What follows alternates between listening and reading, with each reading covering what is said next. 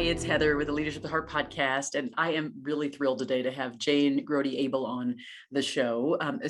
Often I get a lot of people refer that are listeners, right? That are listeners to the show. Sometimes I just go hand pick people normally from like LinkedIn. I'm looking at stories and something that just grabs me. And in some cases, there are those like the PR firms that will reach out and say, "Oh, I think this person will be great for your show." And I'm going to be honest, is about 10% of the time that I accept their recommendations, and it's more often than not, it just isn't a fit for the real heart-based work that I focus on.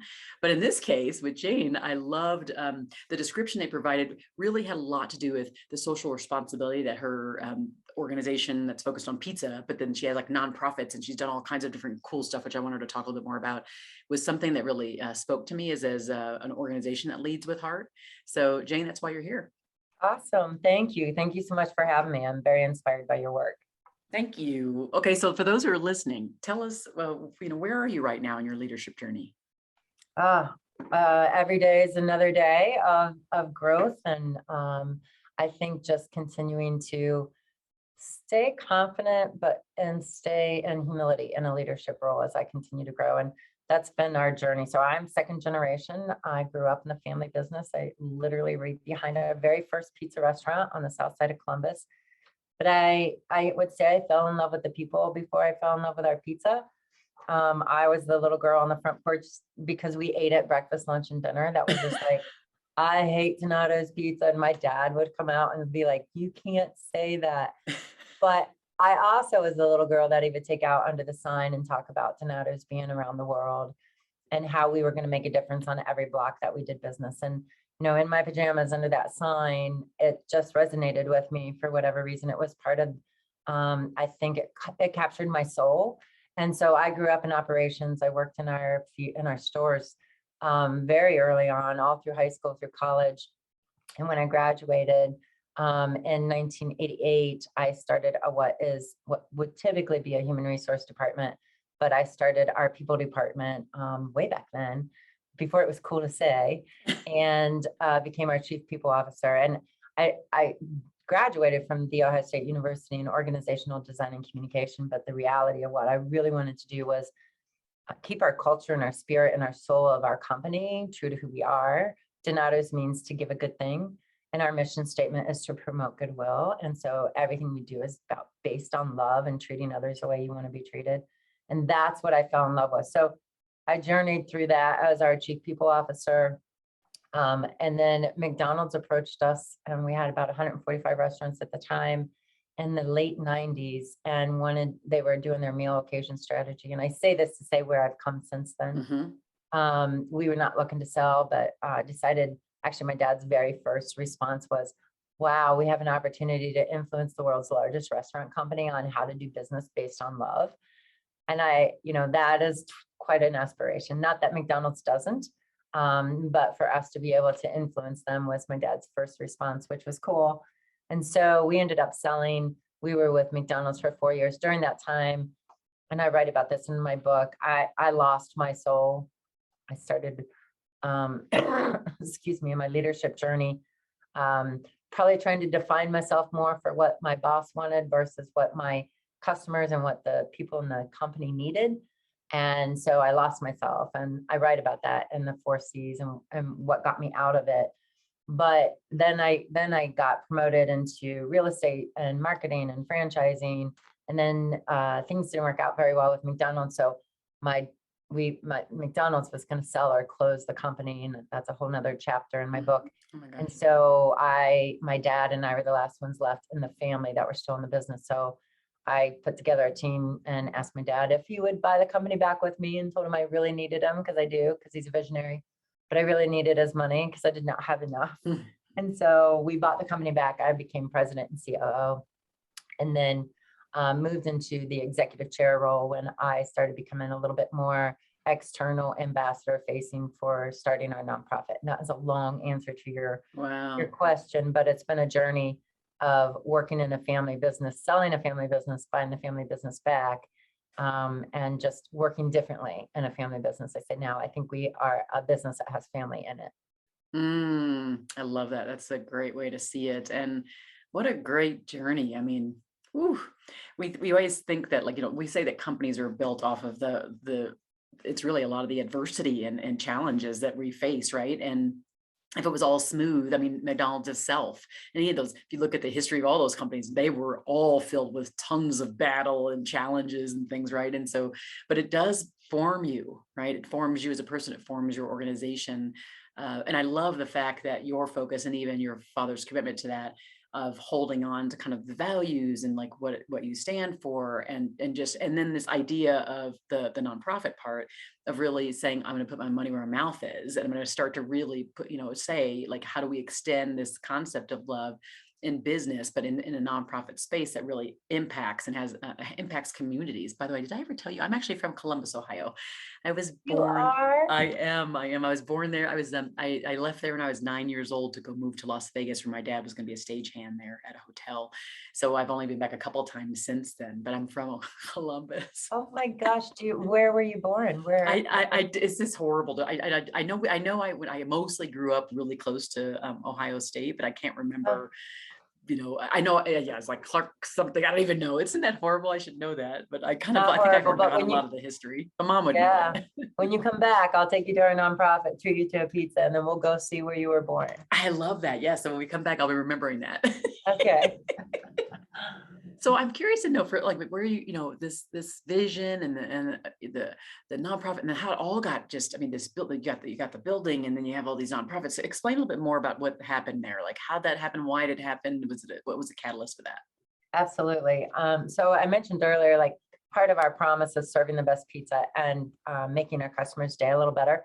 One of those tenets is being a good neighbor. So ever since I was a little girl, whether we were going next door, picking up trash out of our neighbor's yard, or our first restaurant is in a very residential area, but it's always been ingrained in us that the purpose and the reason we were in business was to employ and develop and hire people, but also give back to the community. And so that it was never some aha moment. It was always just, that's what you do. And so Mm, every restaurant that we opened always was about sponsoring the little league teams or giving back to the community or doing something bigger than the pizza. And I love our pizza. We have good quality pizza, but it's truly a product in which we're able to serve our community. And in every essence, it really is. And that's why it's bigger than the pizza. So for me, it was about my title now is Chief Purpose Officer. And the rationale behind that is to keep our mission and our promise alive, not just through our restaurants and through our people, but in our communities. And so mm, that being my main objective is 7 years ago in the community that I had grown up in on the south side of Columbus. So Nationwide Children's Hospital, it's about 2 miles south of there on Parsons. Our first restaurant still to this day is one of our top 10 restaurants, which is amazing. But this neighborhood fell on really, really hard times. So it used to be a very industrial, it had Buckeye Steel and Technoglass and manufacturing jobs. It was a lot of first generation immigration. So my grandparents, actually German immigrants, a lot of immigrants moved into this area, and it was really a hardworking area. Over the years, unfortunately, the manufacturing had gone away, so the jobs have gone away. And our neighborhood and our neighbors fell on really hard times. So 1 in 4 houses were boarded up. About 76% of the population were living at 200% below poverty levels. 26% of the kids between the ages of 16 and 24 were not in school, not working, and they didn't have their GEDs. So we have boarded up homes. We have kids not in school. We have adults not being able to work. 70% of the population that had been incarcerated were moving back to this neighborhood. And so there's a lot of crime, a lot of safety issues, a lot of violence going on. And so the mayor, Michael Coleman, who had been our mayor here for 16 years, who is amazing, called my dad one day and just said, how are things working out for you? My dad said, pretty good. And he said, have you been on the south side lately? And so we did a tour with the mayor and just kind of got all the statistics and what was going on. And the mayor, I'll give a lot of credit to the mayor. He said, I need you to be a champion. I need you to do something different. I need you to stand up for the people on the south side. And so my dad called me. I called my really good friend, Tanny Crane. They have a family business. It's fourth generation. They've been operating on the south side of Columbus for 75 years. And I think one of the things I learned most about leadership is always hire people smarter than yourself. So she was my first call. And so we literally worked with the city and put a strategy together, a group of people that are nonprofit business leaders, champions of the South Side, and for-profit, obviously, and put together a commission to say, what can we do differently? And so we did a survey. The very most important thing we did, I think, I don't know if you've read the book, Toxic Charity, a great book, right? Like many of us go into other countries or neighborhoods and say, here's what you need. And our neighbors are saying, that's not what we needed, but thank you very much. And so we felt that was a really important lesson, is to go in and ask our neighbors what they needed. And 5 things came out of that, out of our survey. So 2,700 homes knocked on the doors, and really it was affordable housing. So kind of becomes Maslow hierarchy, but it was affordable housing. It was safety, access to healthcare, workforce development, so jobs, and education. And those 5 things became our mantra and our initiative to say, how do we lift those up differently in this community? So what we recognized were there were not a lot of services for our community in this neighborhood. So what we wanted to do is find an asset that the community held with regard. And so there was an old elementary school building. It's 123 years old, sat there vacant for 5 years. And I tell this story because I think it's an important part of, if you've read the book Tipping Point, in this neighborhood with boarded up homes and drug activity and human trafficking, there was no graffiti on the building. It was 67,000 square foot. There was no copper taken off of the building. There were TVs in every room, not one TV not touched. There were still lesson plans on the chalkboard. So in this neighborhood, we felt like our community, our neighbors were saying, we have hope in this building. So we raised $16 million and we renovated the building. And it's a very public-private relationship. So the city owns the building. And then my friend Tanny and I, our Reeb Avenue Center, we're a nonprofit, are the master tenants. And then we sublet it out to 13 different nonprofits, all with the focus on helping people get jobs or helping them with education. We have another group that went to work on housing. So we renovated over 200 homes in the neighborhood for a lease to own opportunity. The city built a health clinic, and the city went to work on safety. And so in our building, we have a pay what you can cafe, all healthy foods. We have salmon, we have quinoa, we have salads, we have access to fresh fruits and vegetables, and it's truly a pay what you can. And then we have a whole adult workforce education where we teach people and give them certification in STNA training for nursing, for living wage jobs. So Goodwill Industries is part of our workforce development. They also do financial literacy. We have Alvis Inc., which is an organization that helps men and women that have been incarcerated with programming to get back to work. We have St. Stephen's wraparound services. We have drug and alcohol help. Oh my gosh, you have a lot. Yeah, a lot. We have Boys and Girls Club, and we have a learning center that serves infant through 6-year-olds. So every day there's, hundreds of people coming in and out of that building, but truly our mission is to lift the community up out of poverty differently and give them a hand up and not a hand out, and treat them with respect. So our cafe is we serve people, and then where they're able to literally sit down. And so many people in our neighborhood never even sat down in a restaurant and been served before. So we are able to, and it's been open 5 years. This September, it'll be 6 years this year. So it has been a wonderful experience, and really truly allowing us to get up close and personal and understand the real obstacles involved with poverty and the policies that happen and that really create these barriers for people that they just can't get beyond unless they have a hand up. So that's what I've been focused on the last several years. Wow. Okay, so one of the things I'm just kind of wondering is, you as a leader, for the nonprofit or side, you as a leader before, with the pizza organization. I am curious to know, what people might say your leadership style is. Probably obnoxious. I use the word servant leadership, but truly, I'm a connector. And so I think if you say like, really, what is my strength? I'm a leader that connects people or connects ideas. And I'd like to say mostly because I don't have it all figured out, and I love to solve problems. And so for me, problem solving is how do you put the right people in a room together and the right people around the table and the right organizations together to really create something way beyond than anything you would ever dream of. It was the same way when we bought the company back. Same thing with this nonprofit. It isn't something we had a strategy for, but it was about getting the right people in the room and asking the right questions and listening. So I would say probably, I would hope people would say I'm a servant leader in the sense that truly my vision and mission is to connect people.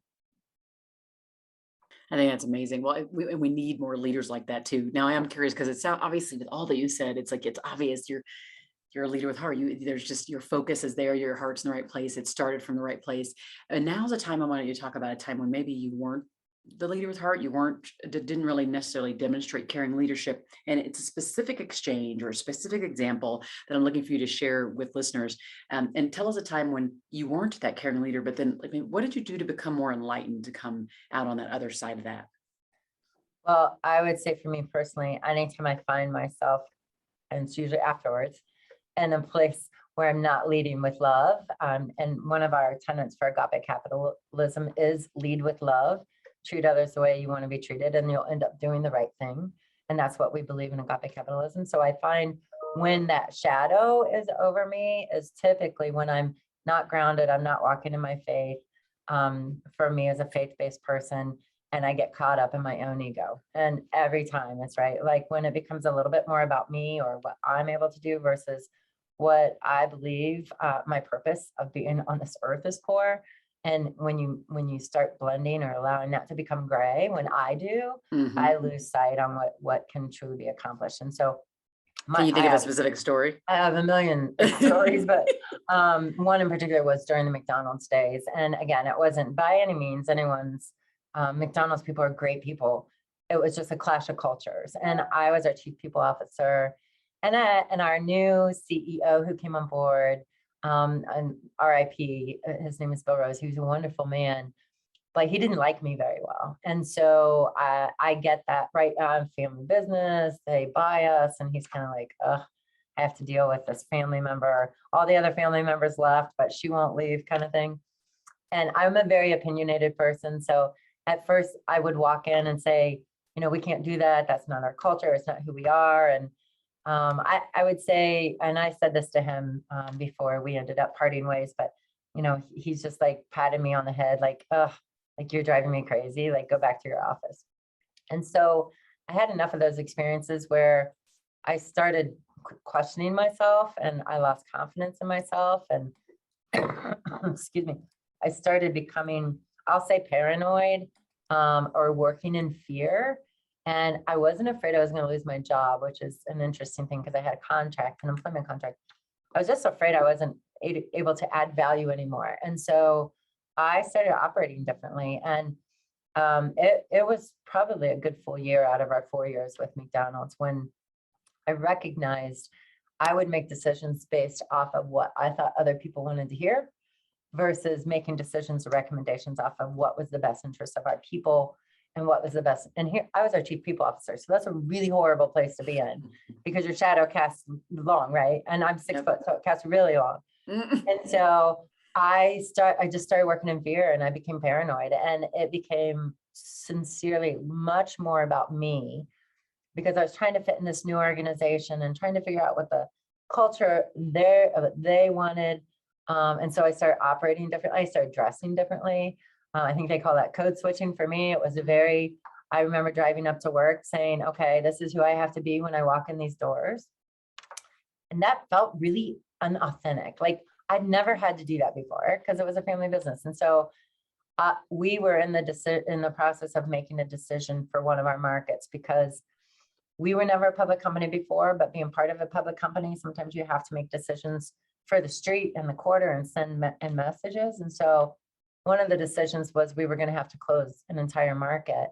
And it didn't make sense to me. So I was opinionated and I did have some pushback, but then I kind of got to oh, this is what we have to do, just going to do it.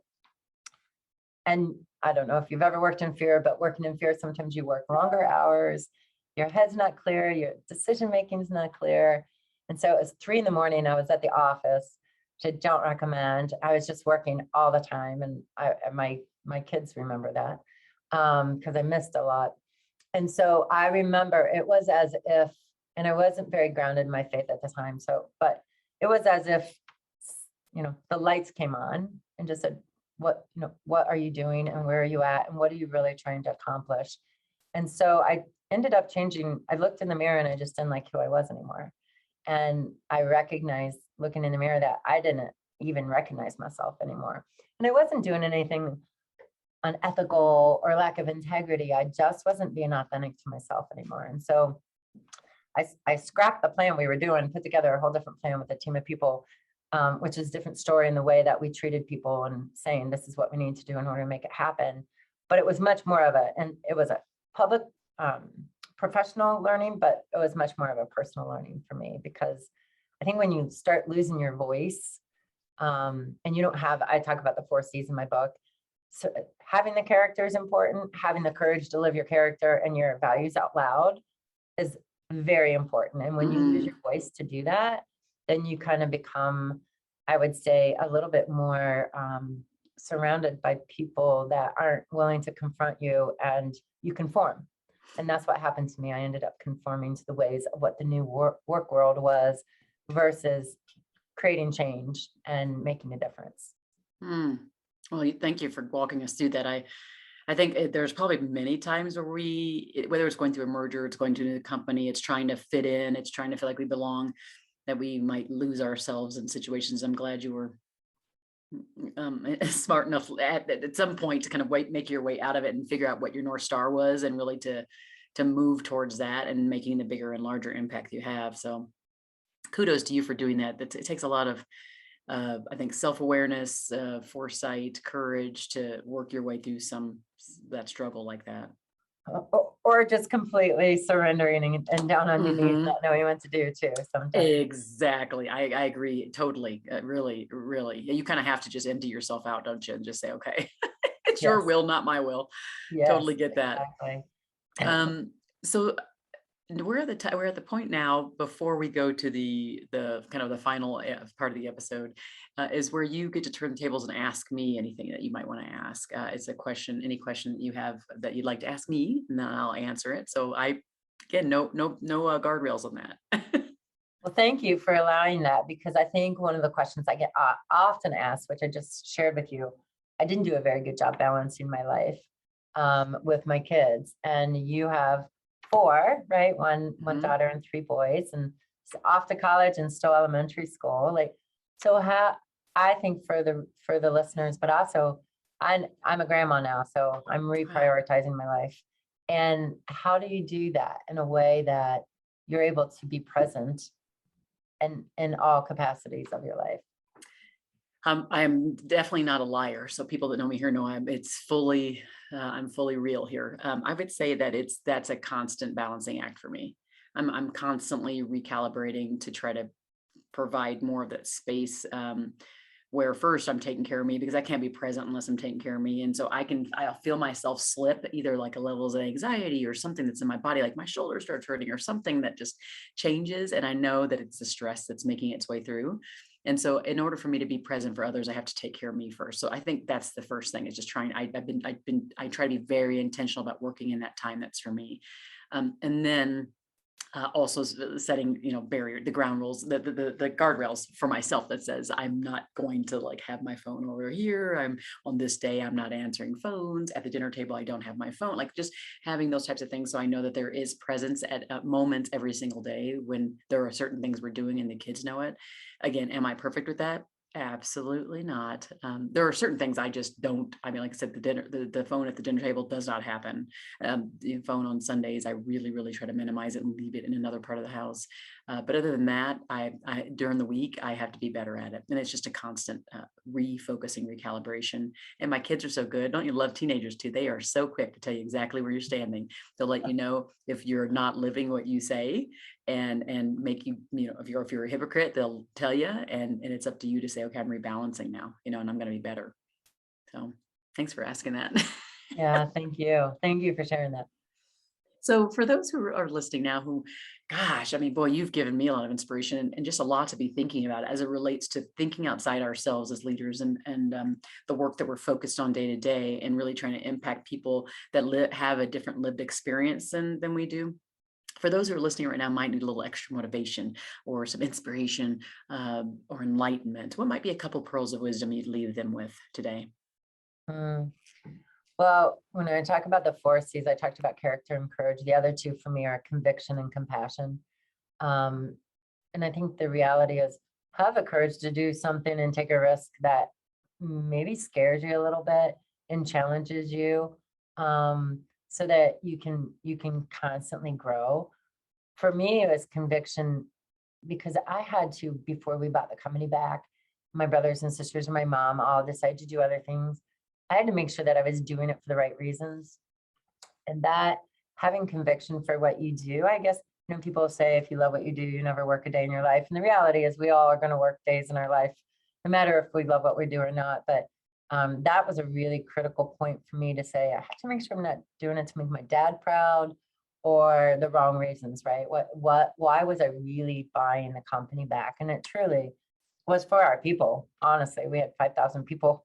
And I know we have a bigger destiny than where our footprint was, and we could give back so much more. So spending the time to truly ask yourself those questions and then surrounding yourself with people who have the courage to be honest with you, for me, have been critical. But the last one is compassion. And, you know, there's so much about business. I don't think we talk about love enough. And we've had a lot of people, unfortunately, that have had to become alumni, which we call, from our company. And, our intent is always that we do it with goodwill and dignity and respect. And even if someone has stolen from us, I mean, the reality is, how do we help them in their next chapter? And I think compassion in business is underrated. And talking about love in business, which I love what you're doing, because I just don't think enough people talk about the importance of having love and unconditional love and treating people with compassion in business. We're not a transactional business. We're a people business. And so it's all relationships. And that's why I wanted to buy it back. But I think if we can make sure what we're doing in our lives is fulfilling our greater purpose of why we're here in the first place, and then making sure that we live life with compassion and are giving back to people and helping lift people up. It's just been really hard lately with these last 2 years. We're seeing a lot of tired souls out there. And so how do we continue to be a ray of light for people in dark times, and making sure, I think you said it, take care of ourselves first so that we can take care of the people around us. Mm. I don't know about you all, but have some feel good juices going on right now after speaking with Jane. There's so much there to unwrap, and I hopefully that you who are listening really took a lot with you. And if you did, please do make sure you share this episode far and wide, because it helps other leaders on the journey, whether they are caring leaders, whether you think they maybe can use a little bit more, to be hearing this, especially this ending message on compassion and caring for ourselves.